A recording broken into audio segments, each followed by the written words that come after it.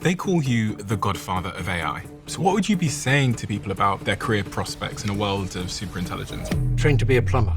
Really? Yeah. Okay, I'm gonna become a plumber. Geoffrey Hinton is the Nobel Prize-winning pioneer whose groundbreaking work has shaped AI and the future of humanity. Why do they call you the Godfather of AI? Because there weren't many people who believed that we could model AI on the brain so that it learned to do complicated things, like recognize objects and images or even do reasoning. And I pushed that approach for 50 years. And then Google acquired that technology, and I worked there for 10 years on something that's now used all the time in AI. And then you left? Yeah. Why? So that I could talk freely at a conference. What did you want to talk about freely? How dangerous AI could be. I realized that these things will one day get smarter than us, and we've never had to deal with that. And if you want to know what life's like when you're not the apex intelligence, ask a chicken. So there's risks that come from people misusing AI, and then there's risks from AI getting super smart and deciding it doesn't need us. Is that a real risk? Yes, it is, but they're not going to stop it because it's too good for too many things. What about regulations? They have some, but they're not designed to deal with most of the threats. Like the European regulations have a clause that say none of these apply to military uses of AI. Really? Yeah, it's crazy. One of your students left OpenAI. Yeah, he was probably the most important person behind the development of the early versions of ChatGPT. And I think he left because he had safety concerns. We should recognize that this stuff is an existential threat. And we have to face the possibility that unless we do something soon, we're near the end. So let's do the risks and what we end up doing in such a world. This has always blown my mind a little bit. 53% of you that listen to this show regularly haven't yet subscribed to the show. So could I ask you for a favor before we start? If you like the show and you like what we do here and you want to support us, the free, simple way that you can do just that is by hitting the subscribe button. And my commitment to you is if you do that, then I'll do everything in my power, me and my team, to make sure that this show is better for you every single week. We'll listen to your feedback, we'll find the guests that you want me to speak to, and we'll continue to do what we do. Thank you so much. Geoffrey Hinton. They call you the Godfather of AI. Yes, they do. Why do they call you that? There weren't that many people who believed that we could make neural networks work, artificial neural networks. So for a long time in AI, from the 1950s onwards, there were kind of two ideas about how to do AI. One idea was that sort of core of human intelligence was reasoning. And to do reasoning, you needed to use some form of logic. And so AI had to be based around logic. And in your head, you must have something like symbolic expressions that you manipulated with rules. And that's how intelligence worked. And things like learning or reasoning by analogy, they'd all come later once we've figured out how basic reasoning works. There was a different approach, which is to say, let's model AI on the brain, because obviously the brain makes us intelligent. So simulate a network of brain cells on a computer and try and figure out how you would learn strengths of connections between brain cells so that it learned to do complicated things, like recognize objects and images or recognize speech or even do reasoning. I pushed that approach for like 50 years. Because so few people believed in it, there weren't many good universities that had groups that did that. So if you did that, the best young students who believed in that came and worked with you. So I was very fortunate in getting a whole lot of really good students. Some of which have gone on to create and play an instrumental role in creating platforms like OpenAI. Yes, so Ilya Sutskever would be a nice example, a whole bunch of them. Why did you believe that modeling it off the brain was a more effective approach? It wasn't just me believed it. Early on, von Neumann believed it and Turing believed it. And if either of those had lived, I think AI would have had a very different history. But they both died young. You think AI would have been here sooner? I think the neural net approach would have been accepted much sooner if either of them had lived. In this season of your life, what mission are you on? My main mission now is to warn people how dangerous AI could be. Did you know that when you became the godfather of AI? No, not really. I was quite slow to understand some of the risks. Some of the risks were always very obvious, like people would use AI to make autonomous lethal weapons. That is, things that go around deciding by themselves who to kill. Other risks, like the idea that they would one day get smarter than us and maybe would become irrelevant, I was slow to recognize that. Other people recognized it 20 years ago. I only recognized it a few years ago that that was a real risk that was might be coming quite soon. How could you not have foreseen that if with everything you know here about cracking the ability for these computers to learn similar to how humans learn and just introducing any rate of improvement? It's a very good question. How could you not have seen that?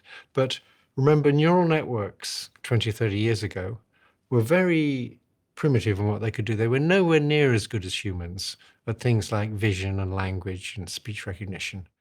The idea that you have to now worry about it getting smarter than people, that seems silly then. When did that change? It changed for the general population when ChatGPT came out. It changed for me when I realized that the kinds of digital intelligences we're making have something that makes them far superior to the kind of biological intelligence we have. If I want to share information with you, so I go off and I learn something, and I'd like to tell you what I learned. So I produce some sentences. This is a rather simplistic model, but roughly right. Your brain is trying to figure out, how can I change the strengths of connections between neurons so I might have put that word next? And so you'll do a lot of learning when a very surprising word comes, and not much learning when it's a very obvious word. If I say fish and chips, you don't do much learning when I say chips. But if I say fish and cucumber, you do a lot more learning. You wonder, why did I say cucumber? So that's roughly what's going on in your brain. I'm predicting what's coming next. That's how we think it's working. Nobody really knows for sure how the brain works. And nobody knows how it gets the information about whether you should increase the strength of a connection or decrease the strength of a connection. That's the crucial thing. But what we do know now from AI is that if you could get information about whether to increase or decrease the connection strength so as to do better at whatever tasks you're trying to do, then we could learn incredible things, because that's what we're doing now with artificial neural nets. It's just we don't know for real brains how they get that signal about whether to increase or decrease. As we sit here today, what are the big concerns you have around safety of AI? If we were to list the top couple that are really front of mind and that we should be thinking about. Can I have more than a couple? Go ahead. I'll write them all down and we'll go through them. Okay, first of all, I want to make a distinction between two completely different kinds of risk. There's risks that come from people misusing AI. Yeah. And that's most of the risks and all of the short-term risks. And then there's risks that come from AI getting super smart and deciding it doesn't need us. Is that a real risk? And I talk mainly about that second risk because lots of people say, is that a real risk? And yes, it is. Now, we don't know how much of a risk it is. We've never been in that situation before. We've never had to deal with things smarter than us. So really the thing about that existential threat is that we have no idea how to deal with it.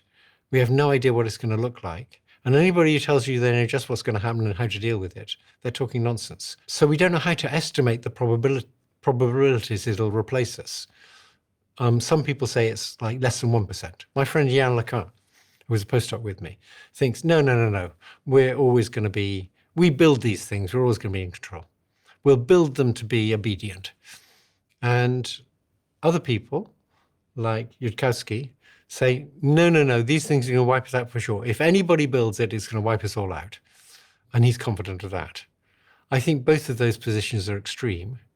It's very hard to estimate the probabilities in between. If you had to bet on who was right out of your two friends? I simply don't know. So if I had to bet, I'd say the probabilities in between, and I don't know where to estimate it in between. I often say 10 to 20% chance they'll wipe us out. But that's just gut, based on the idea that we're still making them, and we're pretty ingenious. And the hope is that if enough smart people do enough research with enough resources, we'll figure out a way to build them so they'll never want to harm us. Sometimes I think if we talk about that second path, sometimes I think about nuclear bombs and the invention of the atomic bomb and how it compares. Like, how is this different? Because the atomic bomb came along and I imagine a lot of people at that time thought our days are numbered. Yes, I was there. We did. Yeah. But we're still here. We're still here, yes. So the atomic bomb was really only good for one thing. And it was very obvious how it worked. Even if you hadn't had the pictures of Hiroshima and Nagasaki, it was obvious that it was a very big bomb that was very dangerous. With AI, it's good for many, many things. It's going to be magnificent in healthcare and education and more or less any industry that needs to use its data. It's going to be able to use it better with AI. So we're not going to stop the development. People say, well, why don't we just stop it now? We're not going to stop it because it's too good for too many things.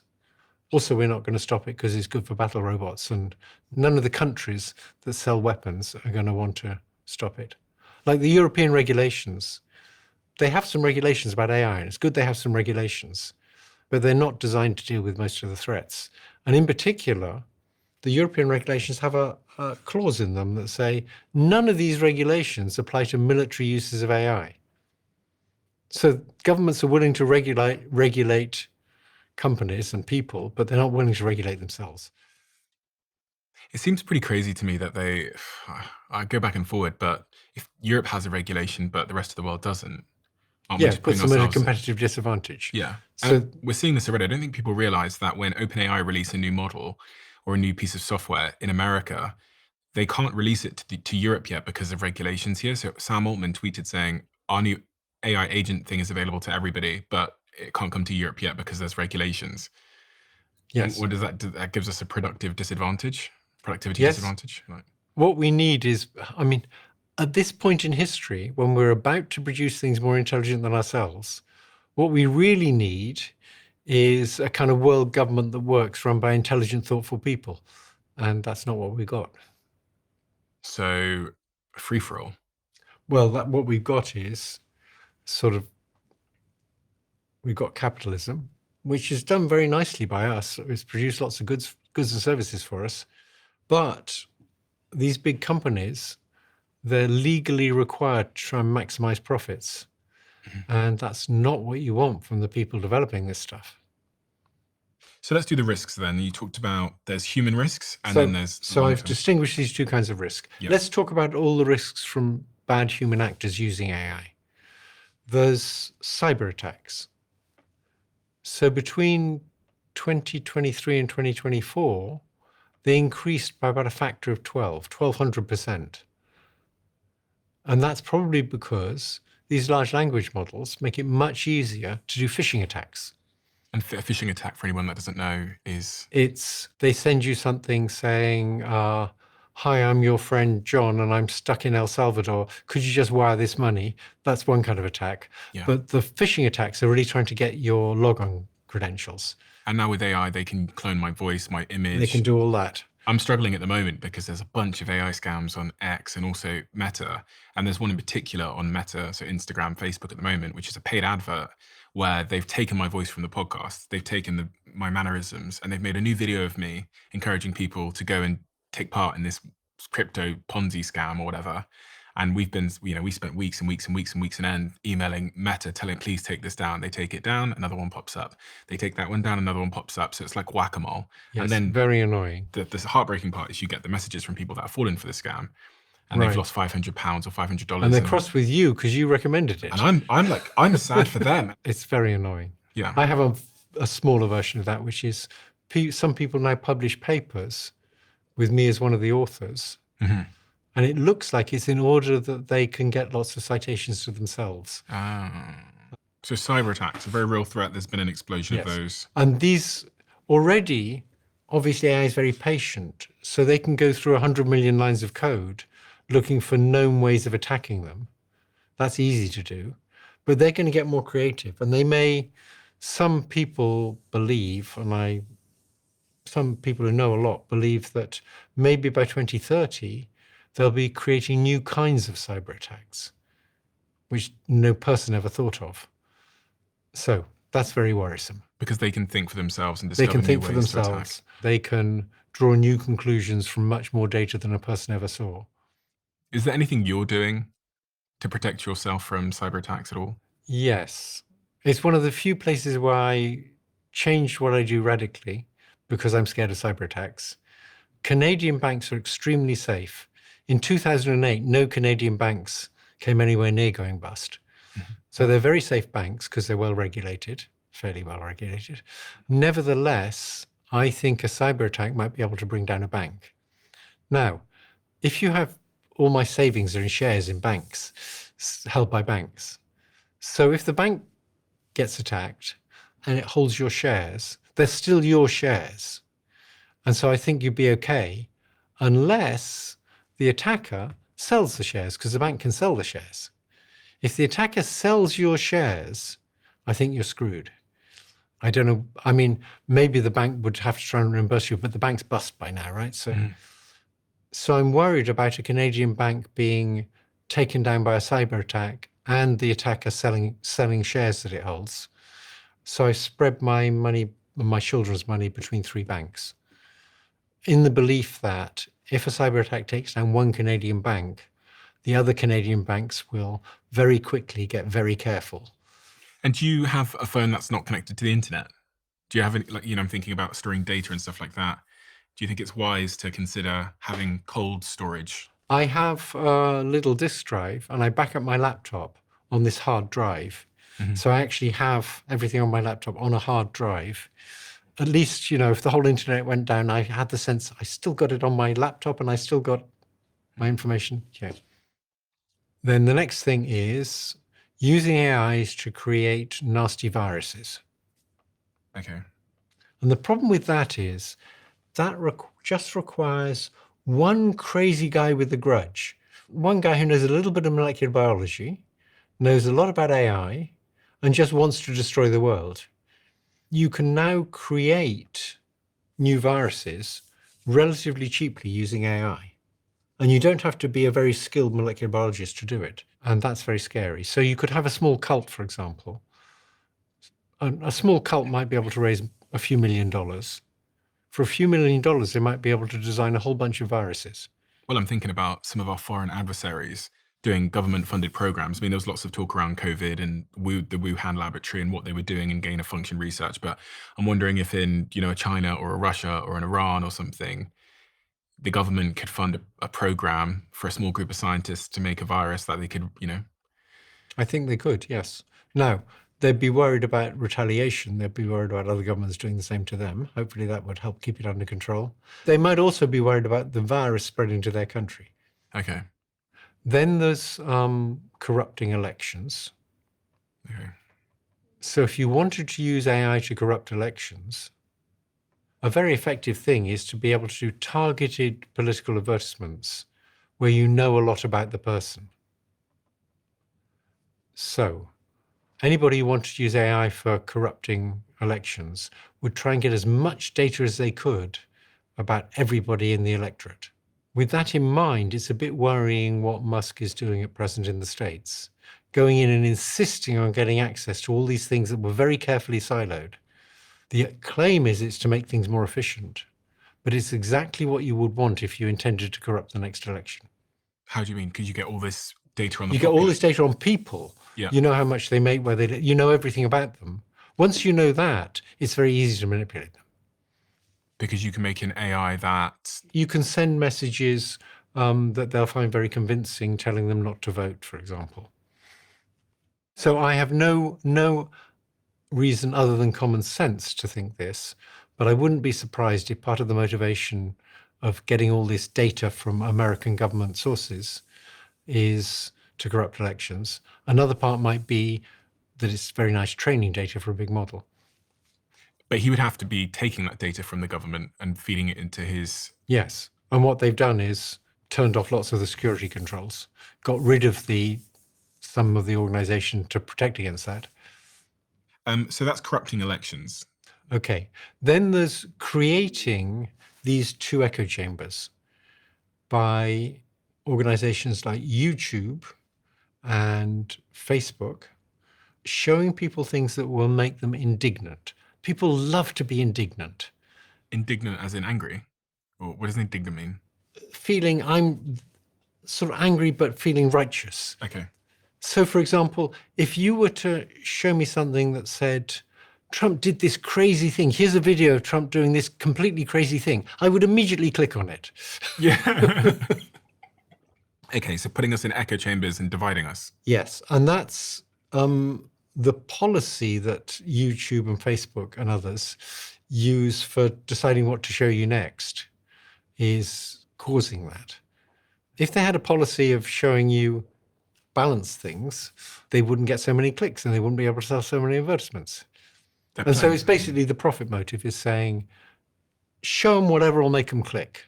And what will make them click is things that are more and more extreme. And that confirm my existing bias. And they confirm my existing bias. So you're getting your biases confirmed all the time. Further and further and further and further, which means you're driving Which away is now, from people. in the States, there's two communities that don't hardly talk to each other. I'm not sure people realize that this is actually happening every time they open an app. But if you go on a TikTok or a YouTube or one of these big social networks, the algorithm, as you said, is designed to show you more of the things that you had interest in last time. So if you just play that out over 10 years, it's going to drive you further and further and further into whatever ideology or belief you have, and further away from nuance and common sense and parity, which is a pretty remarkable thing. I like, people don't know it's happening. They just open their phones and experience something and think this is the news or the experience everyone else is having. Right. So basically, if you have a newspaper and everybody gets the same newspaper, you get to see all sorts of things you weren't looking for. And you get a sense that if it's in the newspaper, it's an important thing or significant thing.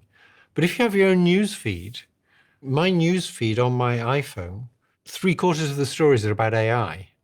And I find it very hard to know if the whole world's talking about AI all the time or if it's just my news feed. Okay, so driving me into my echo chambers, which is going to continue to divide us further and further. I'm actually noticing that the algorithms are becoming even more, what's the word? Tailored. And people might go, oh, that's great. But what it means is they're becoming even more personalized, which means that my reality is becoming even further from your reality. Yeah, it's crazy. We don't have a shared reality anymore. I share reality with other people who watch the BBC and other BBC News and other people who read The Guardian and other people who read the New York Times. I have almost no shared reality with people who watch Fox News. It's worrisome. Yeah. Behind all this is the idea that these companies just want to make profit and they'll do whatever it takes to make more profit.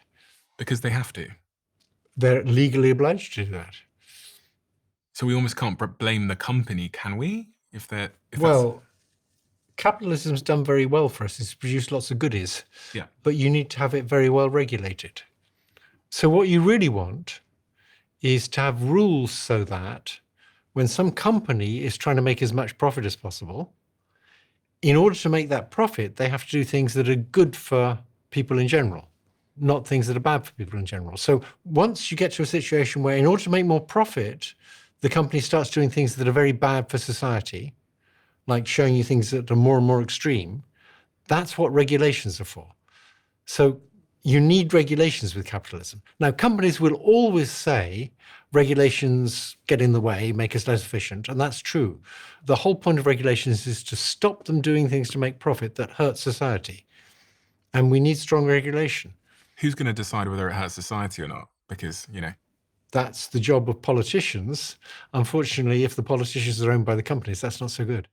And also the politicians might not understand the technology. You've probably seen the Senate hearings where they wheel out, Mark Zuckerberg and these big tech CEOs. And it is quite embarrassing because they're asking the wrong questions. Well, I've seen the video of the US Education Secretary talking about how they're going to get AI in the classrooms, except she thought it was called A1. She's actually there saying we're going to have all the kids interacting with A1. There's a school system that's going to start making sure that first graders or even pre-Ks have A1 teaching, every year starting, that far down in the grades. And that's just that's a wonderful thing.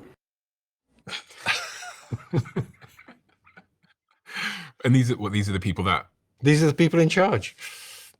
Ultimately, the tech companies are in charge because they will outsmart.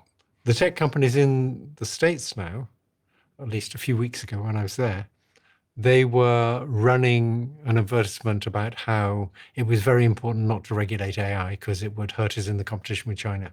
Yeah. And that's a plausible argument, no? Yes, it will. But you have to decide, do you want to compete with China by doing things that will do a lot of harm to your society? And you probably don't.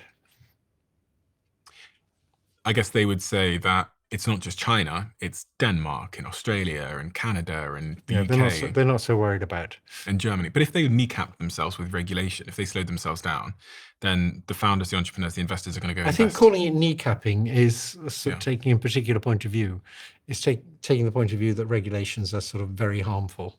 What you need to do is just constrain the big companies so that in order to make profit, they have to do things that are socially useful. Like Google search is a great example. That didn't need regulation because it just made information available to people. It was great. But then if you take YouTube, which starts showing you adverts and showing you more and more extreme things, that needs regulation. But we don't have the people to regulate it, as we've identified. I think people know pretty well that particular problem of showing you more and more extreme things. That's a well-known problem that the politicians understand. They just need to get on and regulate it. So that was the next point, which was that the algorithms are going to drive us further into our echo chambers. Right.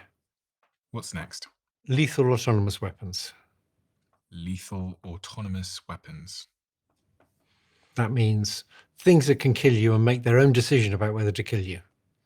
Which is the great dream, I guess, of the military-industrial complex, of being able to create such weapons. So the worst thing about them is big, powerful countries always have the ability to invade smaller, poorer countries. They're just more powerful. Mm-hmm. But if you do that using actual soldiers, you get bodies coming back in bags, and the relatives of the soldiers who were killed don't like it. So you get something like Vietnam. Mm-hmm. In the end, there's a lot of protest at home. If instead of bodies coming back in bags, it was dead robots, there'd be much less protest, and the military-industrial complex would like it much more, because robots are expensive. And suppose you had something that could get killed and was expensive to replace, that would be just great. Big countries can invade small countries much more easily because they don't have their soldiers being killed.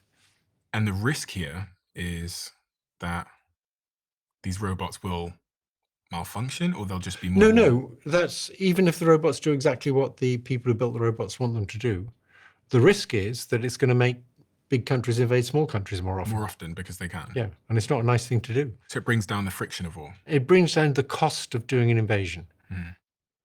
And these machines will be smarter at warfare as well. So they'll be Well, better. even when the machines aren't smarter. So the lethal autonomous weapons, they can make them now. And I think all the big defense departments are busy making them. Even if they're not smarter than people, they're still very nasty, scary things. Because I'm thinking that, they could show just a picture, go get this guy. Yeah. And go take out anyone he's been texting. And this little wasp. So 2 days ago, I was visiting a friend of mine in Sussex who had a drone that cost less than £200. And the drone went up. It took a good look at me, and then it could follow me through the woods. And it was very spooky having this drone. It was about 2 meters behind me. It was looking at me. And if I moved over there, it could just track me for £200. But it was already quite spooky. Yeah, and I imagine there's, as you say, a race going on as we speak to who can build the most complex autonomous weapons. There is a risk, I often hear, that some of these things will combine and the cyber attack will release weapons. Sure. You can get combinatorially many risks by combining these other risks. So, I mean, for example, you could get a super intelligent AI that decides to get rid of people. And the obvious way to do that is just to make one of these nasty viruses. If you made a virus that was very contagious, very lethal, and very slow, everybody would have it before they realized what was happening. I mean, I think if a superintelligence wanted to get rid of us, it would probably go for something biological like that wouldn't affect it. Do you not think it could just very quickly turn us against each other? For example, it could send a warning on the nuclear systems in America that there's a nuclear bomb coming from Russia, or vice versa, and one retaliates. Yeah, I mean, my basic view is there's so many ways in which a superintelligence could get rid of us. It's not worth speculating about them. What is to stop what it? you have to do is prevent it ever wanting to. That's what we should be doing research on. There's no way we're going to prevent it from... It's smarter than us, right? There's no way we're going to prevent it getting rid of us if it wants to. We're not used to thinking about things smarter than us. If you want to know what life's like when you're not the apex intelligence, ask a chicken. Yeah, I was thinking about my dog Pablo, my French bulldog, this morning as I left home. He has no idea where I'm going. He has no idea what I do. Right. I can't even talk to him. Yeah.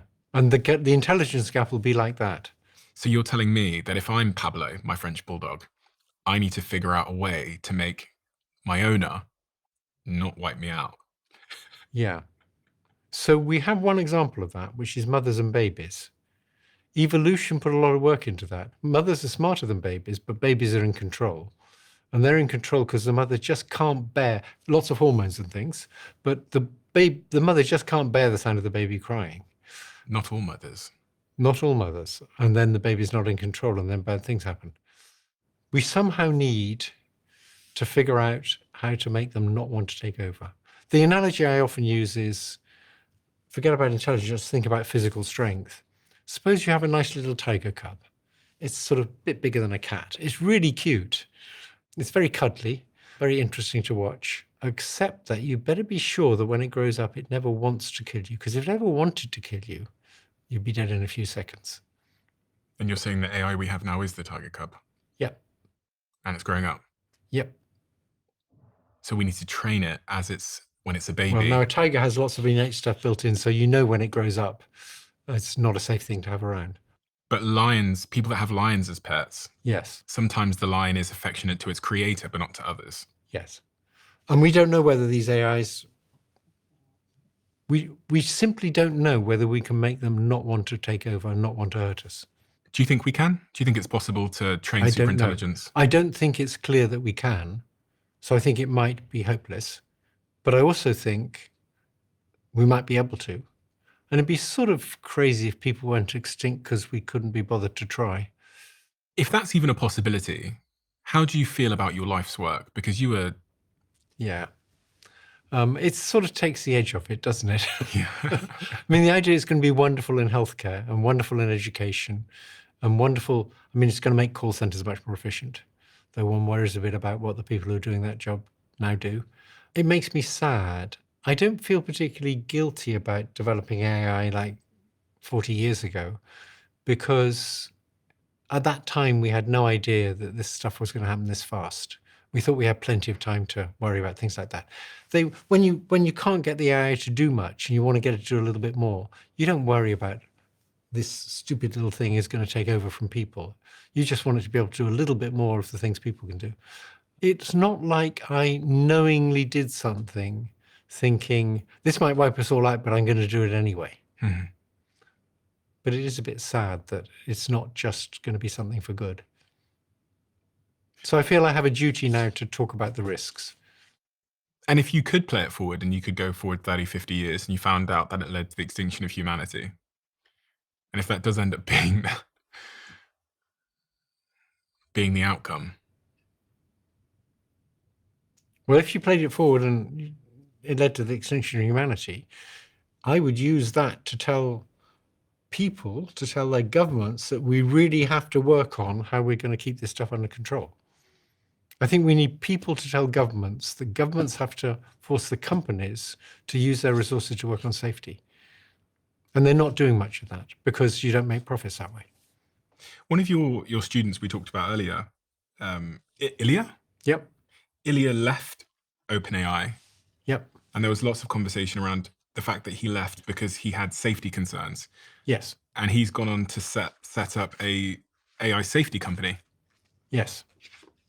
Why do you think he left? I think he left because he had safety concerns. Really? I still have lunch with him from time to time. Oh, okay. His parents live in Toronto, and when he comes to Toronto, we have lunch together. He doesn't talk to me about what went on at OpenAI, so I have no inside information about that. But I know Ilya very well, and he is genuinely concerned with safety. So I think that's why he left. Because he was one of the top people. I mean, he was probably the most important person behind the development of ChatGPT. The early versions like GPT-2, he was very important in the development of that. You know him personally, so you know his character. Yes, he has a good moral compass. He's not like someone like Musk who has no moral compass. Does Sam Altman have a good moral compass? We'll see. Yeah. I don't know, Sam, so I don't want to comment on that. But from what you've seen, are you concerned about the actions that they've Well, taken? Because if you know you could- Ilya, and Ilya's a you- good guy and he's left. That will give you some insight, yes. It will give you some reason to believe that there's a problem there. And if you look at Sam's statements some years ago, he sort of happily said in one interview, this stuff will probably kill us all. That's not exactly what he said, but that's what it amounted to. Now he's saying you don't need to worry too much about it. And I suspect that's not driven by seeking after the truth. That's driven by seeking after money. Is it money or is it power? Yeah, I shouldn't have said money. It's some combination of those, yes. Okay, I guess money's a proxy for power, but I've got a friend who's a billionaire and he is in those circles. And when I went to his house and had lunch with him one day, he knows lots of people in AI, building the biggest AI companies in the world. And he gave me a cautionary warning across his kitchen table in London, where he gave me an insight into the private conversations these people have, not the media interviews they do where they talk about safety and all these things, but actually what some of these individuals think is going to happen. And what do they think is going to happen? It's not what they say publicly. No. You know, one person who I shouldn't name, who's leading one of the biggest AI companies in the world, he told me that he knows this person very well, and he privately thinks that we're heading towards this kind of dystopian world where we have just huge amounts of free time, we don't work anymore, and this person doesn't really give a fuck about the harm that it's going to have on the world. And this person, who I'm referring to, is building one of the biggest AI companies in the world. And I then watch this person's interviews online. Trying to figure out which of three people it is. Yeah, well, it's one of those three people. Okay. And I watch this person's interviews online and I reflect on the conversation that my billionaire friend had with me, who knows him.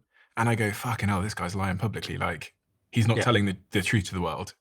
And that's haunted me a little bit. It's part of the reason I have so many conversations around AI on this podcast, because I'm like, I don't know if I think some of them are a little bit sadistic about power. I think they like the idea that they will change the world, that they will be the one that fundamentally shifts the world. I think Musk is clearly like that, right? He's such a complex character that I don't really know how to place Musk. He's done some really good things, like pushing electric cars. That was a really good thing to do. Yeah. Some of the things he said about self-driving were a bit exaggerated, but that was a really useful thing he did. Giving the Ukrainians communication during the war with Russia. Starlink, that was a really good thing he did. There's a bunch of things like that. Mm-hmm. But he's also done some very bad things. So coming back to this point of the possibility of destruction and the motives of these big companies, are you at all hopeful that anything can be done to slow down the pace and acceleration of AI? Okay, there's two issues. One is, can you slow it down? Yeah. And the other is, can you make it so it will be safe in the end? It won't wipe us all out. I don't believe we're going to slow it down. Yeah. And the reason I don't believe we're going to slow it down is because there's competition between countries and competition between companies within a country. And all of that is making it go faster and faster. And if the US slowed it down, China wouldn't slow it down. Does Ilya think it's possible to make AI safe? I think he does. He won't tell me what his secret source is. I'm not sure how many people know what his secret source is. I think a lot of the investors don't know what his secret source is, but they've given him billions of dollars anyway because they have so much faith in Ilya, which isn't foolish. I mean, he was very important in AlexNet, which got object recognition working well. He was the main force behind the things like GPT-2, which then led to ChatGPT. So I think having a lot of faith in Ilya is a very reasonable decision. There's something quite haunting about the guy that made and was the main force behind GPT-2, which led rise to this whole revolution, left the company because of safety reasons.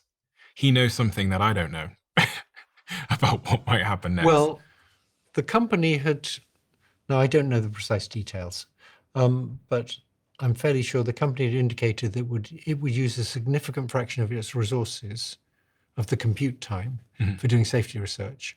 And then it reduced that fraction. I think that's one of the things that happened. Yeah, that was reported publicly. Yes. Yeah. We'd gotten to the autonomous weapons part of the risk framework. Right. So the next one is joblessness. Yeah. In the past, new technologies have come in which didn't lead to joblessness. New jobs were created. So the classic example people use is automatic teller machines. When automatic teller machines came in, a lot of bank tellers didn't lose their jobs. They just got to do more interesting things. But here, I think this is more like when they got machines in the Industrial Revolution, and you can't have a job digging ditches now because a machine can dig ditches much better than you can. And I think for mundane intellectual labor, AI is just going to replace everybody.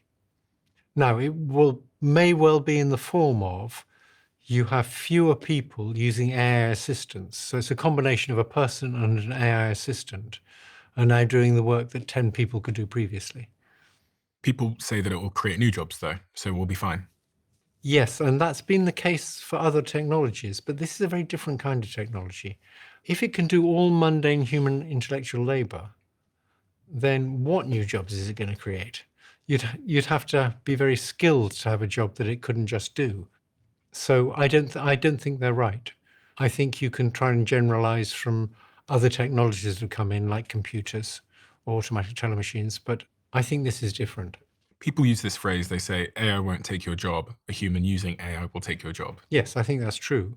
But for many jobs, that'll mean you need far fewer people. My niece answers letters of complaint to a health service. It used to take her 25 minutes. She'd read the complaint and she'd think how to reply and she'd write a letter. And now she just scans it into a chatbot and it writes the letter. She just checks the letter. Occasionally she tells it to revise it in some ways. The whole process takes her 5 minutes. That means she can answer 5 times as many letters. And that means they need 5 times fewer of her. So she can do the job that 5 of her used to do. Now, that will mean they need less people. In other jobs, like in healthcare, they're much more elastic. So if you could make doctors 5 times as efficient, we could all have 5 times as much healthcare for the same price. And that would be great. There's almost no limit to how much healthcare people can absorb.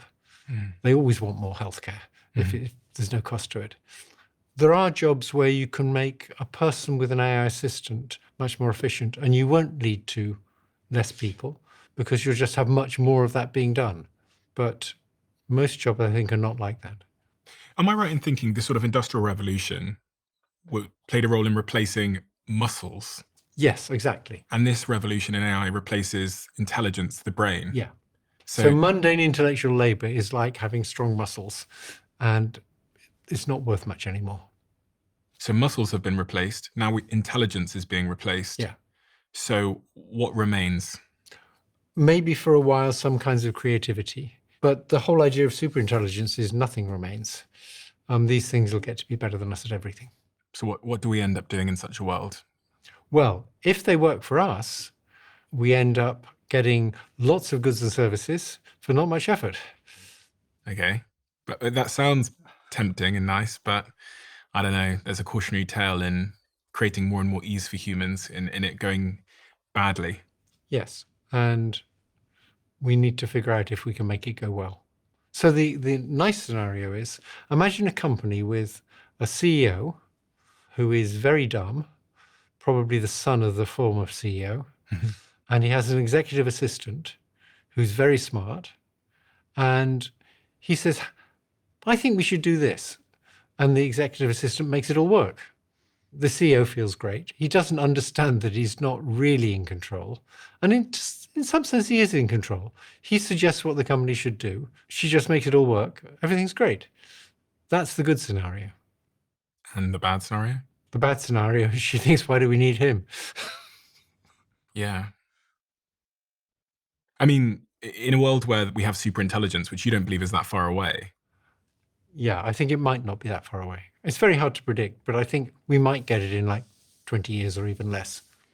I made the biggest investment I've ever made in a company because of my girlfriend. I came home one night and my lovely girlfriend was up at 1 a.m. in the morning, pulling her hair out as she tried to piece together her own online store for her business. And in that moment, I remembered an email I'd had from a guy called John, the founder of Stan Store, our new sponsor and a company I've invested incredibly heavily in. And Stan Store helps creators to sell digital products, courses, coaching, and memberships all through a simple, customizable link in bio system.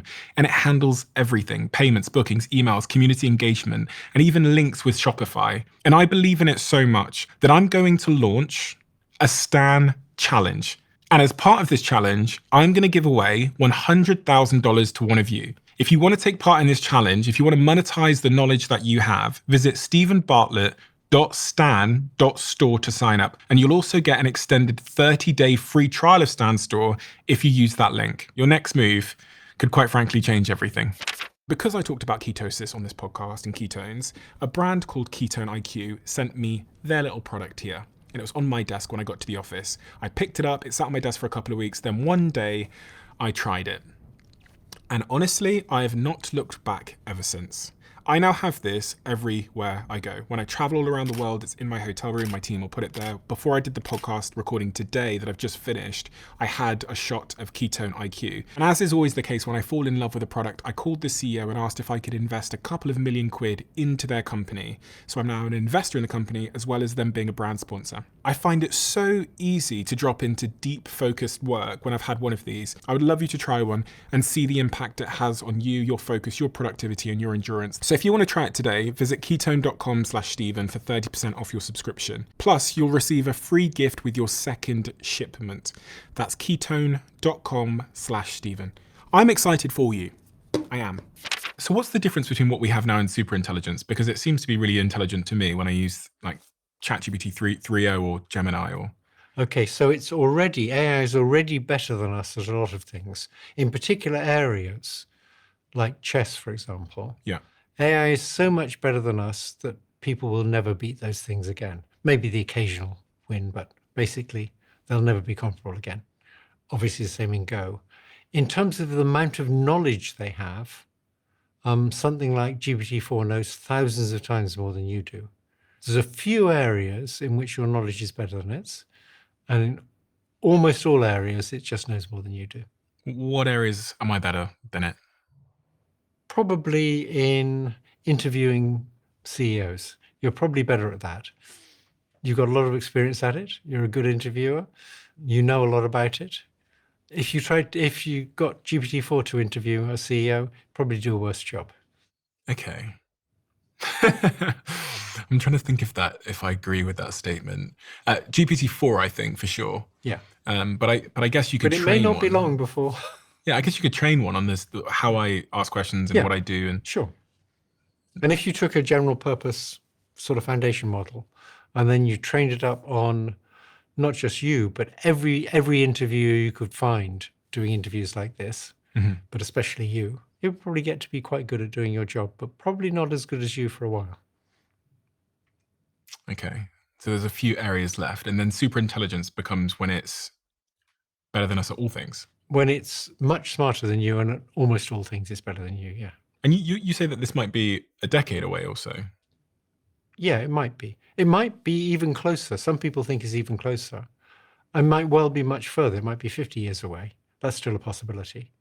It might be that somehow training on human data limits you to not being much smarter than humans. My guess is between 10 and 20 years we'll have superintelligence. On this point of joblessness, it's something that I've been thinking a lot about in particular because I started messing around with AI agents, and we released an episode on the podcast actually this morning where we had a debate about AI agents with a CEO of a big AI agent company and a few other people. And it was the first moment where it was another moment where I had a eureka moment about what the future might look like. When I was able in the interview to tell this agent to order all of us drinks, and then 5 minutes later in the interview, you see the guy show up with the drinks, and I didn't touch anything. I just told it to order us drinks to the studio. And it didn't know about who you normally got your drinks from. It figured that out from the web. Yeah, figured it out because it went on Uber Eats. It has my data, I guess. And we put it on the screen in real time so everyone at home could see the agent going through the internet, picking the drinks, adding a tip for the driver, putting my address in, putting my credit card details in, and then the next thing you see is the drinks show up. So that was one moment. And then the other moment was when I used a tool called Replit, and I built software by just telling the agent what I wanted. Yes, it's amazing, right? It's amazing and terrifying at the same time. Yes. Because... And if it can build software like that, right? Yeah. Remember that the AI, when it's training, is using code. And if it can modify its own code, then it gets quite scary, right? Because it can modify itself. It can change itself in a way we can't change ourselves. We can't change our innate endowment, right? There's nothing about itself that it couldn't change. On this point of joblessness, you have kids.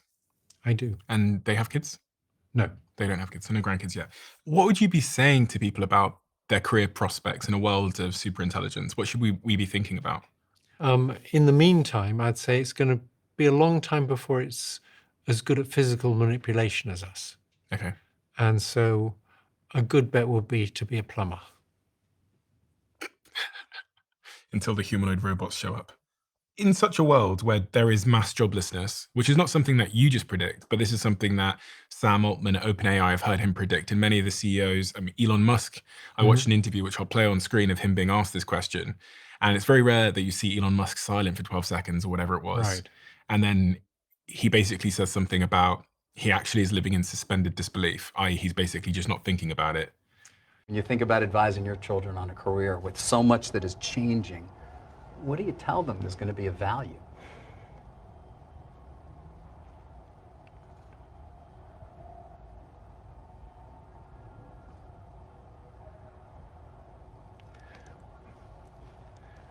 Well,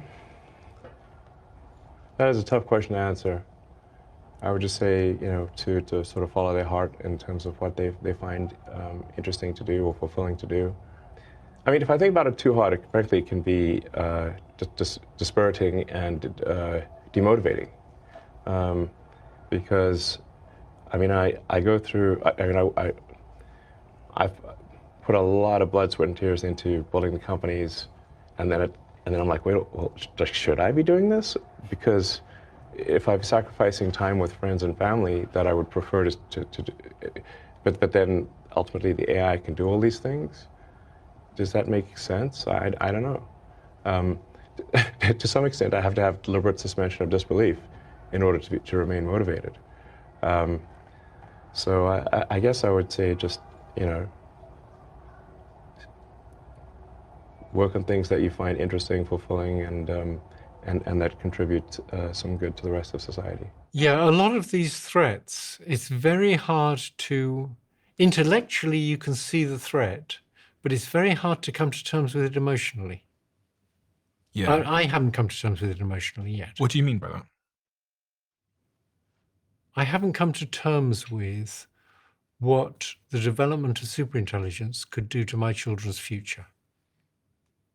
I'm okay, I'm 77. I'm going to be out of here soon. But for my children and my younger friends, my nephews and nieces, and their children, I just don't like to think about what could happen. Why? Because it could be awful. In what way? Well, if I ever decided to take over, I mean, it would need people for a while to run the power stations until it designed better analog machines to run the power stations. There's so many ways it could get rid of people, all of which would, of course, be very nasty. Is that part of the reason you do what you do now? Yeah. I mean, I think we should be making a huge effort right now to try and figure out if we can develop it safely. Are you concerned about the midterm impact potentially on your nephews and your kids in terms of their jobs as well? Yeah, I'm concerned about all that. Are there any particular industries that you think are at most at risk? People talk about the creative industries a lot and it's sort of knowledge work. They talk about lawyers and accountants and stuff like that. Yeah, so that's why I mentioned plumbers. I think plumbers are less at risk. Okay, I'm going to become a plumber. Someone like a legal assistant, a paralegal, they're not going to be needed for very long. And is there a wealth inequality issue here that will rise from this? Yeah, I think in a society which shared out things fairly, if you get a big increase in productivity, everybody should be better off. But if you can replace lots of people by AIs, then the people who get replaced will be worse off, and the company that supplies the AIs will be much better off, and the company that uses the AIs. So it's going to increase the gap between rich and poor. And we know that if you look at that gap between rich and poor, that basically tells you how nice a society is. If you have a big gap, you get very nasty societies in which people live in walled communities and put other people in mass jails. It's not good to increase the gap between rich and poor. The International Monetary Fund has expressed profound concerns that generative AI could cause massive labor disruptions and rising inequality, and has called for policies that prevent this from happening. I read that in the Business Insider. So Have they given any idea what the policies should look like? No. Yeah, that's the problem. I mean, if AI can make everything much more efficient and get rid of people for most jobs, or have a person assisted by AI doing many, many people's work, it's not obvious what to do about it. Universal basic income? So Give everybody money? yeah, I think that's a good start, and it stops people starving. But for a lot of people, their dignity is tied up with their job. I mean, who you think you are is tied up with you doing this job, right? Yeah. And if we said, we'll give you the same money just to sit around, that would impact your dignity. You said something earlier about it surpassing or being superior to human intelligence. A lot of people, I think, like to believe that AI is on a computer and it's something you can just turn off if you don't like it. Well, let me tell you why I think it's superior. Okay. It's digital. And because it's digital, you can simulate a neural network on one piece of hardware, Yeah. and you can simulate exactly the same neural network on a different piece of hardware. So you can have clones of the same intelligence. Now, you could get this one to go off and look at one bit of the internet, and this other one to look at a different bit of the internet. And while they're looking at these different bits of the internet, they can be syncing with each other, so they keep their weights the same, the connection strengths the same. Weights are connection strengths. So this one might look at something on the internet and say, oh, I'd like to increase this strength of this connection a bit. And it can convey that information to this one, so it can increase the strength of that connection a bit based on this one's experience. And when you say the strength of the connection, you're talking about learning. That's learning, yes. Yeah. Learning consists of saying, instead of this one giving 2.4 votes for whether that one should turn on, we'll have this one give 2.5 votes for whether this one should turn on. Now, that would be a little bit of learning. So these two different copies of the same neural net are getting different experiences. They're looking at different data, but they're sharing what they've learned by averaging their weights together. And they can do that averaging at you can average 1 trillion weights. When you and I transfer information, we're limited to the amount of information in a sentence. And the amount of information in a sentence is maybe 100 bits. It's very little information. We're lucky if we're transferring like 10 bits a second. These things are transferring trillions of bits a second. So they're billions of times better than us at sharing information. And that's because they're digital, and you can have 2 bits of hardware using the connection strengths in exactly the same way. We're analog and you can't do that. Your brain's different from my brain. And if I could see the connection strengths between all your neurons, it wouldn't do me any good, because my neurons work slightly differently and they're connected up slightly differently. So when you die, all your knowledge dies with you. When these things die, suppose you take these 2 digital intelligences that are clones of each other, and you destroy the hardware they run on. As long as you've stored the connection strength somewhere, you can just build new hardware that executes the same instructions, so it'll know how to use those connection strengths, and you've recreated that intelligence. So they're immortal. We've actually solved the problem of immortality, but it's only for digital things. So it will essentially know everything that humans know, but more, because it will learn new things. It will learn new things. It will also see all sorts of analogies that people probably never saw. So, for example, at the point when GPT-4 couldn't look on the web, I asked it, why is a compost heap like an atom bomb? Off you go. I have no idea. Exactly. Excellent. That's exactly what most people would say. It said, well, the time scales are very different and the energy scales are very different, But then it went on to talk about how a compost heap, as it gets hotter, generates heat faster. And an atom bomb, as it produces more neutrons, generates neutrons faster. And so they're both chain reactions, but at very different time and energy scales. And I believe GPT-4 had seen that during its training. It had understood the analogy between a compost heap and an atom bomb. And the reason I believe that is, if you've only got 1 trillion connections, remember you have 100 trillion, and you need to have thousands of times more knowledge than a person, you need to compress information into those connections. And to compress information, you need to see analogies between different things. In other words, it needs to see all the things that are chain reactions and understand the basic idea of a chain reaction and code that, and then code the ways in which they're different. And that's just a more efficient way of coding things than coding each of them separately. So it's seen many, many analogies, probably many analogies that people have never seen. That's why I also think that people who say these things will never be creative, they're going to be much more creative than us, because they're going to see all sorts of analogies we never saw. And a lot of creativity is about seeing strange analogies. People are somewhat romantic about the specialness of what it is to be human. And you hear lots of people saying it's very, very different. It's a computer. We are, we're conscious. We are creatives. We have these sort of innate, unique abilities that the computers will never have. What do you say to those people? I'd argue a bit with the innate. So the first thing I say is we have a long history of believing people were special. And we should have learned by now. We thought we were at the center of the universe. We thought we were made in the image of God. White people thought they were very special. We just tend to want to think we're special.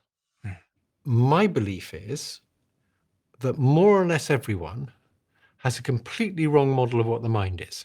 Let's suppose I drink a lot or I drop some acid, and not recommended. And I say to you, I have the subjective experience of little pink elephants floating in front of me. Most people interpret that as there's some kind of inner theater called the mind, and only I can see what's in my mind. And in this inner theater, there's little pink elephants floating around. So in other words, what's happened is my perceptual system's gone wrong, and I'm trying to indicate to you how it's gone wrong and what it's trying to tell me. And the way I do that is by telling you what would have to be out there in the real world for it to be telling the truth. And so these little pink elephants, they're not in some inner theater. These little pink elephants are hypothetical things in the real world. And that's my way of telling you how my perceptual system's telling me fibs. So now let's do that with a chatbot. Yeah. Because I believe that current multimodal chatbots have subjective experiences. And very few people believe that, but I'll try and make you believe it. So suppose I have a multimodal chatbot. It's got a robot arm so it can point, and it's got a camera so it can see things. And I put an object in front of it, and I say, point at the object. It goes like this, no problem. Then I put a prism in front of its lens. And so then I put an object in front of it, and I say, point at the object, and it goes there. Good. And I say, no, that's not where the object is. The object's actually straight in front of you, but I put a prism in front of your lens. And the chatbot says, oh, I see, the prism bent the light rays, so the object's actually there, but I had the subjective experience that it was there. Now, if the chatbot says that, it's using the word subjective experience exactly the way people use them. It's an alternative view of what's going on. They're hypothetical states of the world, which, if they were true, would mean my perceptual system wasn't lying.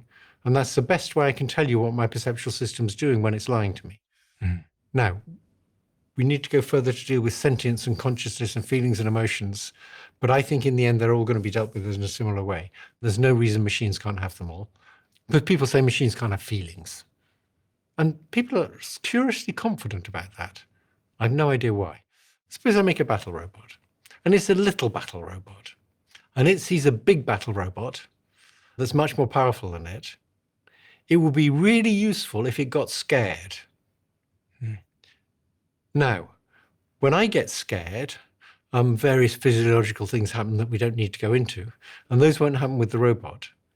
But all the cognitive things, like I better get the hell out of here, and I better sort of change my way of thinking so I focus and focus and focus and don't get distracted. All of that will happen with robots too. People will build in things so that when the circumstances are such they should get the hell out of there, they get scared and run away. They'll have emotions then. They won't have the physiological aspects, but they will have all the cognitive aspects. And I think it would be odd to say they're just simulating emotions. No, they're really having those emotions. The little robot got scared and ran away. It's not running away because of adrenaline, it's running away because of a sequence of sort of neurological, in its neural net, processes happened, which have the equivalent effect to adrenaline. So do you and think... it's not just adrenaline, right? There's a lot of cognitive stuff goes on when you get scared. Yeah. So do you think that there is conscious AI? And when I say conscious, I mean that represents the same properties of consciousness that a human has. There's two issues here. There's a sort of empirical one and a philosophical one. I don't think there's anything in principle that stops machines from being conscious. I'll give you a little demonstration of that before we carry on. Mm-hmm. Suppose I take your brain and I take one brain cell in your brain and I replace it by, it's a bit Black Mirror-like, I replace it by a little piece of nanotechnology that's just the same size that behaves in exactly the same way when it gets pings from other neurons. It sends out pings just as the brain cell would have. So the other neurons don't know anything's changed. Okay, I've just replaced one of your brain cells with this little piece of nanotechnology. Would you still be conscious? Yeah. Now you can see where this argument's going. Yeah. So if you replaced all of them. As I replace them all, at what point do you stop being conscious? Well, people think of consciousness as this like ethereal thing that exists maybe beyond the brain cells. Yeah, well, people have a lot of crazy ideas. People don't know what consciousness is, and they often don't know what they mean by it. And then they fall back on saying, well, I know it because I've got it, and I can see that I've got it. And they fall back on this theatre model of the mind, which I think is nonsense. What do you think of consciousness as, if you had to try and define it? Is it, because I think of it as just like the awareness of myself, I don't know. I think it's a term we'll stop using. Suppose you want to understand how a car works. Well, you know, some cars have a lot of oomph, and other cars have a lot less oomph. Like an Aston Martin's got lots of oomph, and a little Toyota Corolla doesn't have much oomph. But oomph isn't a very good concept for understanding cars. If you want to understand cars, you need to understand about electric engines or petrol engines and how they work. And it gives rise to oomph, but oomph isn't a very useful explanatory concept. It's the kind of essence of a car. It's the essence of an Aston Martin, but it doesn't explain much. I think consciousness is like that. And I think we'll stop using that term. But I don't think there's any reason why a machine shouldn't have it. If your view of consciousness is that it intrinsically involves self-awareness, then the machine's got to have self-awareness. It's got to have cognition about its own cognition and stuff. But I'm a materialist through and through, and I don't think there's any reason why a machine shouldn't have consciousness. Do you think they do, then, have the same consciousness that we think of ourselves as being uniquely given as a gift when we're born? I'm ambivalent about that at present. So I don't think there's this hard line. I think as soon as you have a machine that has some self-awareness, it's got some consciousness. I think it's an emergent property of a complex system. It's not a sort of essence that's throughout the universe. It's, you make this really complicated system that's complicated enough to have a model of itself, and it does perception. And I think then you're beginning to get a conscious machine. So I don't think there's any sharp distinction between what we've got now and conscious machines.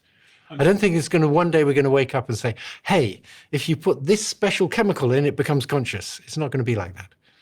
I think we all wonder if these computers are like thinking like we are on their own when we're not there, and if they're experiencing emotions, if they're contending with, I think we probably, you know, we think about things like love and things that feel unique to biological species. Are they sat there thinking? Do they have concerns? I think they really are thinking. And I think as soon as you make AI agents, they will have concerns.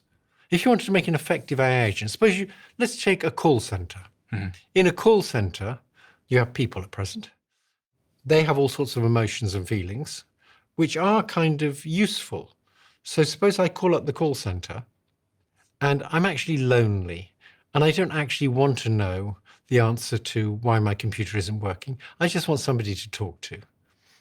After a while, the person in the call center will either get bored or get annoyed with me and will terminate it.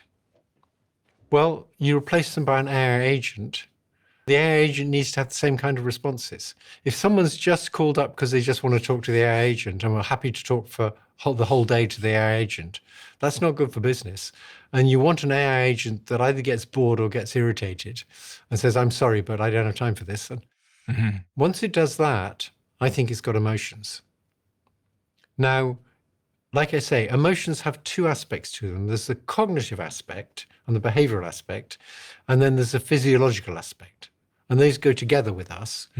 And if the AI agent gets embarrassed, it won't go red. Yeah. So there's no And physiological. its skin won't start sweating. Yeah. But it might have all the same behavior. And in that case, I'd say, yeah, it's having emotion. It's got an emotion. So it's going to have the same sort of cognitive thought, and then it's Yeah. going to act upon that cognitive In thought. the same way, but without the physiological responses. And does that matter? That it doesn't go red in the face, and it's just a different, I mean, that's a response to the It makes it cognition. somewhat different from us. Yeah. For some things, the physiological aspects are very important, like love. They're a long way from having love the same way we do. But I don't see why they shouldn't have emotions. So I think what's happened is people have a model of how the mind works and what feelings are and what emotions are, and their model is just wrong. What brought you to Google? You worked at Google for about a decade, right? Yeah. What brought you there? I have a son who has learning difficulties. And in order to be sure he would never be out on the street, I needed to get several $1 million. And I wasn't going to get that as an academic. I tried. So I taught a Coursera course in the hope that I'd make lots of money that way, but there was no money in that. So I figured out, well, the only way to get millions of dollars is to sell myself to a big company. And so when I was 65, fortunately for me, I had two brilliant students who produced something called AlexNet, which was a neural net that was very good at recognizing objects and images. And so Ilya and Alex and I set up a little company and auctioned it. And we actually set up an auction where we had a number of big companies bidding for us. And that company was called AlexNet. No, the network that recognized objects was called AlexNet. The company was called DNN Research, Deep Neural Network Research. And it was doing things like this. I'll put this graph up on the screen. That's AlexNet. This picture shows 8 images, and AlexNet's ability, which is your company's ability to spot what was in those images. Yeah. So it could tell the difference between various kinds of mushroom. And about 12% of ImageNet is dogs. And to be good at ImageNet, you have to tell the difference between very similar kinds of dog. And we've got to be very good at that. And your company, AlexNet, won several awards, I believe, for its ability to outperform its competitors. And so Google ultimately ended up acquiring your technology. Google acquired that technology and some other technology. And you went to work at Google at age, 66? I went at age 65 to work at Google. 65. And you left at age 76? 75. 75, okay. I worked there for more or less exactly 10 years. And what were you doing there? Okay, they were very nice to me. They said pretty much you can do what you like. I worked on something called distillation that did really work well. And that's now used all the time. In AI. In AI. And distillation is a way of taking what a big model knows, a big neural net knows, and getting that knowledge into a small neural net. Then at the end, I got very interested in analog computation and whether it would be possible to get these big language models running in analog hardware so they used much less energy.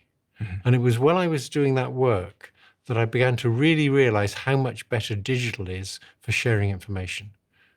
Was there a eureka moment? There was a eureka month or two. And it was a sort of coupling of ChatGPT coming out, although Google had very similar things a year earlier. And I'd seen those, and that had a big effect on me. The closest I had to a eureka moment was when a Google system called Palm was able to say why a joke was funny. And I'd always thought of that as a kind of landmark. If it can say why a joke's funny, it really does understand. And it could say why a joke was funny. And that, coupled with realizing why digital is so much better than analog for sharing information, suddenly made me very interested in AI safety, and that these things were going to get a lot smarter than us. Why did you leave Google? The main reason I left Google was because I was 75 and I wanted to retire. I've done a very bad job of that. The precise timing of when I left Google was so that I could talk freely at a conference at MIT. But I left because I'm old and I was finding it harder to program. I was making many more mistakes when I programmed, which was very annoying. You wanted to talk freely at a conference at MIT. Yes, organized by MIT Tech Review. What did you want to talk about freely? AI safety. And you couldn't do that while you were at Google?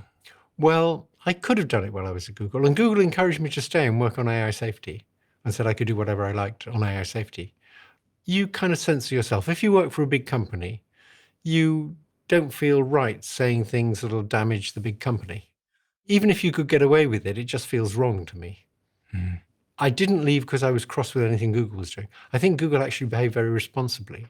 When they had these big chatbots, they didn't release them, possibly because they were worried about their reputation. They had a very good reputation and they didn't want to damage it. So OpenAI didn't have a reputation, and so they could afford to take the gamble.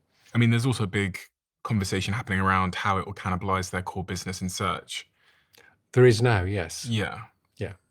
And it's the old innovator's dilemma to some degree, I guess, Exactly. that they're contending with. Bad skin, I've had it, and I'm sure many of you listening have had it too.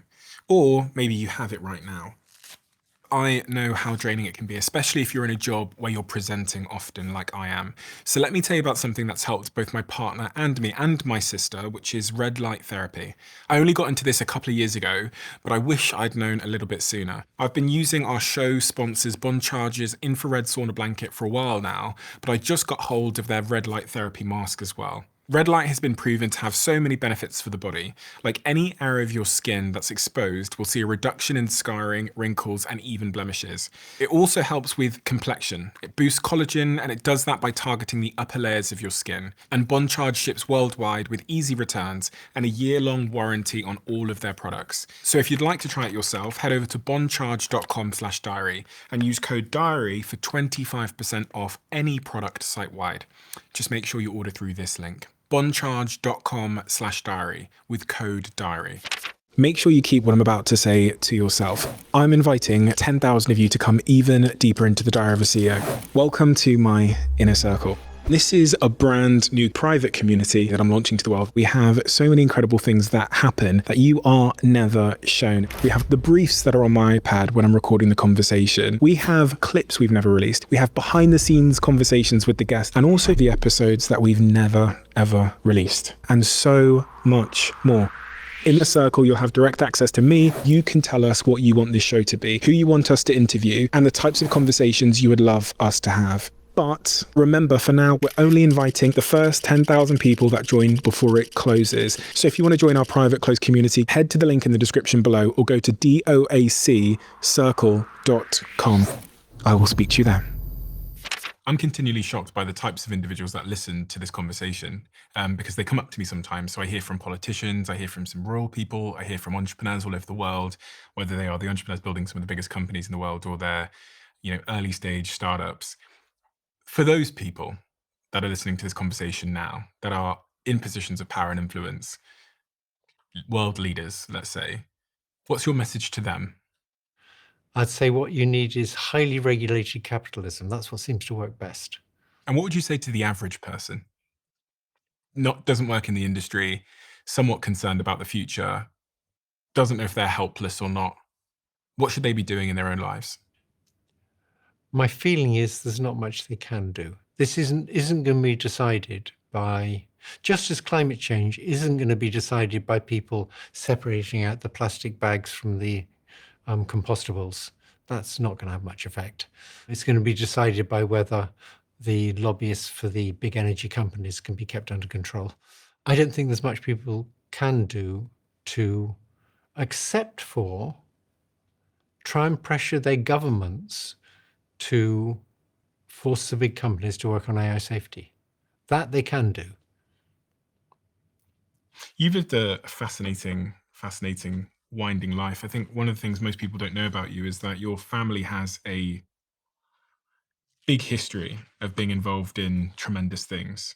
You have a family tree, which is one of the most impressive that I've ever seen or read about. Your great grandfather, George Bull, founded the Boolean algebra logic, which is one of the foundational principles of modern computer science. You have your great grandmother, Mary Everest Bull, who was a mathematician and educator who made huge leaps forward in mathematics from what I was able to ascertain. I mean, the list goes on and on and on. I mean, your great uncle, George Everest, is what Mount Everest is named after. Is that correct? I think he's my great uncle. His niece married George Bull. So Mary Bull was Mary Everest Bull. She was the niece of Everest. And your first cousin once removed, Joan Hinton, was involved in a nuclear physicist who worked on the Manhattan Project, which is the World War II development of the first nuclear bomb. Yeah, she was one of the 2 female physicists at Los Alamos. And then, after they dropped the bomb, she moved to China. Why? She was very cross with them dropping the bomb. And her family had a lot of links with China. Her mother was friends with Chairman Mao. Quite weird. When you look back at your life, Geoffrey, with the hindsight you have now and the retrospective clarity, what might you have done differently if you were advising me? I guess I have 2 pieces of advice. One is, if you have an intuition that people are doing things wrong and there's a better way to do things, don't give up on that intuition just because people say it's silly. Don't give up on the intuition until you've figured out why it's wrong. Figured out for yourself why that intuition isn't correct. And usually it's wrong if it disagrees with everybody else, and you'll eventually figure out why it's wrong. But just occasionally you'll have an intuition that's actually right and everybody else is wrong. And I lucked out that way. Early on, I thought neural nets are definitely the way to go to make AI. And almost everybody said that was crazy. And I stuck with it because it just seemed to me it was obviously right. Now, the idea that you should stick with your intuitions isn't going to work if you have bad intuitions. But if you have bad intuitions, you're never going to do anything anyway, so you might as well stick with them. And in your own career journey, is there anything you look back on and say, with the hindsight I have now, I should have taken a different approach at that juncture? I wish I'd spent more time with my wife. And with my children when they were little. I was kind of obsessed with work. Your wife passed away? Yeah. From ovarian cancer? No, or that was another wife. Okay. I had 2 wives die of cancer. Oh, really? Sorry. The first one died of ovarian cancer and the second one died of pancreatic cancer. And you wish you'd spent more time with her? With the second wife, yeah, who was a wonderful person. Why do you say that in your 70s? What is it that you've figured out that I might not know yet? Oh, just because she's gone and I can't spend more time with her now. Mm-hmm. But you didn't know that at the time. At the time, you think, I mean, it was likely I would die before her just because she was a woman and I was a man. I just didn't spend enough time when I could. I think I inquire there because I think there's many of us that are so consumed with what we're doing professionally that we kind of assume immortality with our partners because they've always been there. So yeah. I mean, but she was very supportive of me spending a lot of time working. And why do you say your children as well? What's the Well, I didn't spend enough time with them when they were little. And you regret that now? Yeah.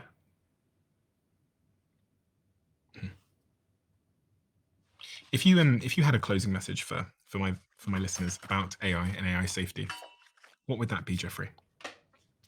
There's still a chance that we can figure out how to develop AI that won't want to take over from us. And because there's a chance, we should put enormous resources into trying to figure that out, because if we don't, it's going to take over. And are you hopeful? I just don't know. I'm agnostic.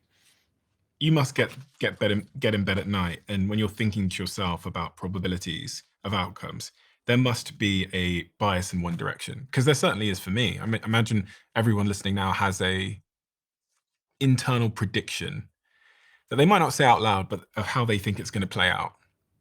I really don't know. I genuinely don't know. I think it's incredibly uncertain. When I'm feeling slightly depressed, I think people are toast. AI is going to take over. When I'm feeling cheerful, I think we'll figure out a way. Maybe one of the facets of being a human is because we've always been here, like we were saying about our loved ones and our relationships, we assume casually that we will always be here and we'll always Yeah. figure everything out. But there's a beginning and an end to everything, as we saw from the dinosaurs. I mean, Yeah.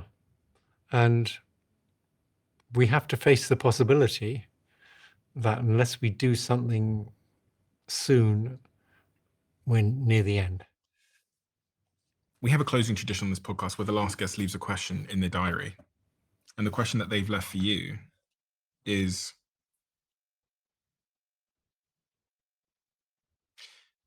with everything that you see ahead of us, what is the biggest threat you see to human happiness?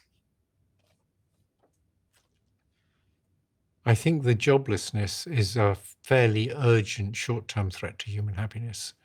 I think if you make lots and lots of people unemployed, even if they get universal basic income, they're not going to be happy.